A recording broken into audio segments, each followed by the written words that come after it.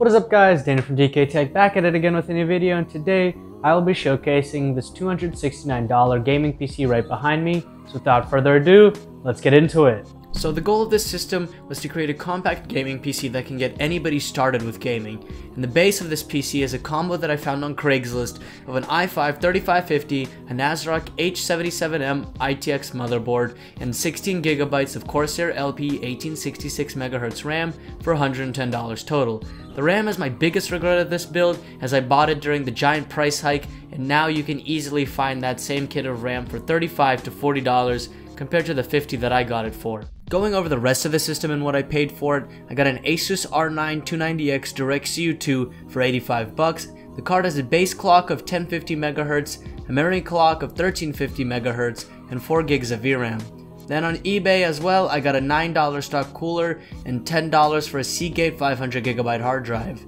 $8 got me a 144mm Arctic fan, and $27 on Newegg got me a 500-watt Seasonic S12 III 80+ bronze power supply.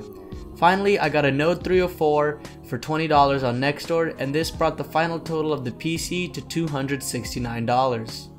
Yeah, boy.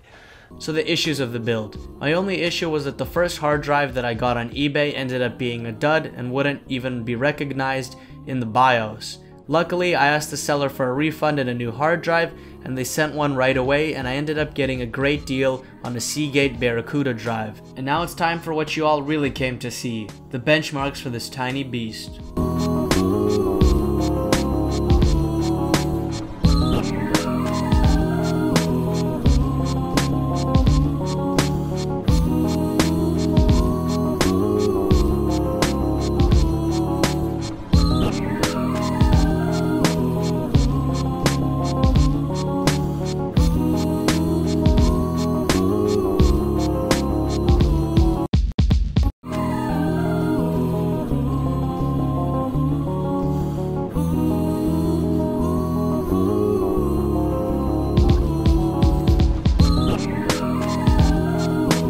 So as you all saw, this PC performed really well for the money, and it pulled well over playable figures in all titles, and even enough to run high refresh rate displays for esports titles in the cases of CSGO, Fortnite, and Apex Legends.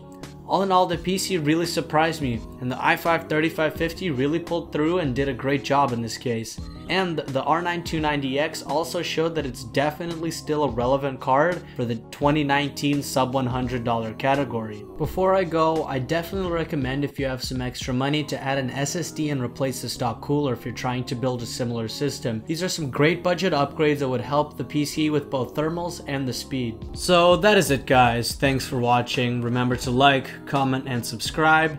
I'm Dany from DK Tech signing off. You're finishing this video. Peace out.